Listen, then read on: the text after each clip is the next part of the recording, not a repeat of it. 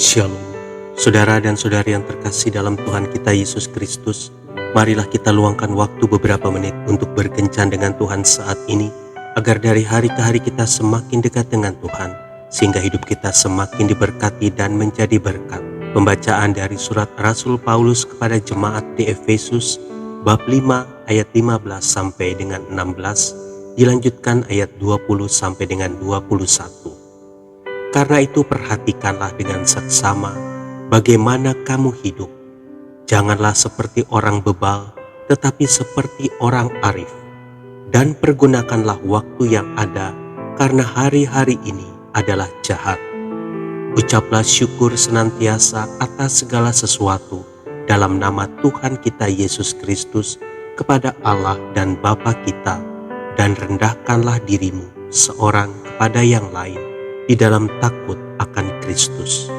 Demikianlah sabda Tuhan, syukur kepada Allah. Saudara dan saudari yang terkasih dalam Tuhan kita Yesus Kristus, Erma Louise Bombeck adalah seorang humoris Amerika. Ia juga seorang kolumnis masalah-masalah pinggiran kota yang diterbitkan oleh 900 koran di Amerika dan Kanada. Ia telah menulis 4.000 artikel antara tahun 1965 sampai 1996. Ia telah menulis 15 buku yang hampir semuanya bestseller.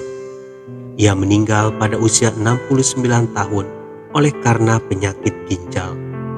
Goresan penanya di bawah ini yang berjudul, "Seandainya aku masih punya kesempatan untuk menjalani kehidupan," layak untuk kita renungkan. Demikian isinya.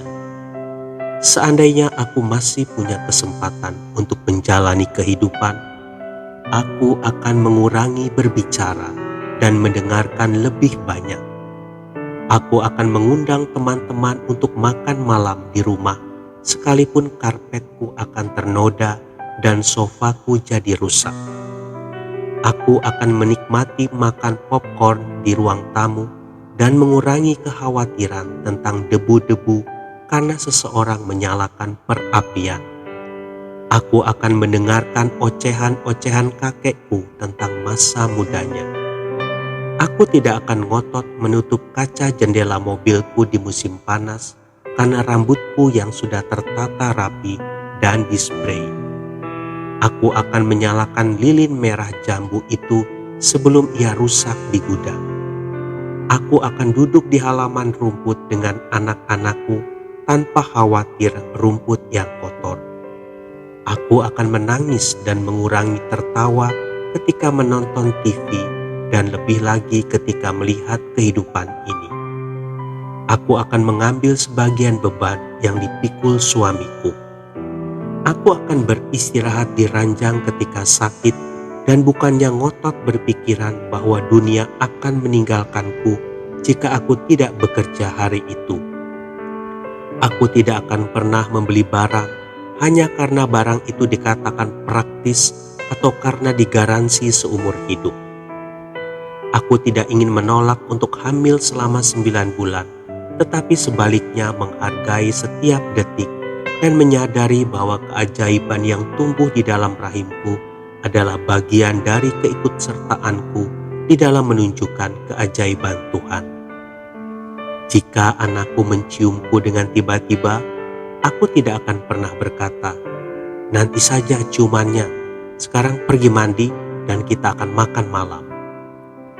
Aku akan lebih banyak mengucapkan, "Aku mengasihimu," dan lebih banyak mengucapkan, "Maafkan aku." Tetapi yang terpenting, aku akan meraih setiap menit, memandangmu, betul-betul melihatnya, menghidupinya, dan tidak pernah menyia-nyiakannya. Saudara dan saudari yang terkasih dalam Tuhan kita Yesus Kristus, hidup adalah anugerah Tuhan yang terindah. Hidupilah hidup kita dengan berarti. Tuhan Yesus memberkati. Marilah kita berdoa dalam nama Bapa dan Putra dan Roh Kudus. Amin. Tuhan Yesus, aku bersyukur karena Engkau memberiku kehidupan. mampukan aku untuk mengisinya semaksimal mungkin seturut kehendak-Mu. Amin. Dalam nama Bapa dan Putra dan Roh Kudus. Amin.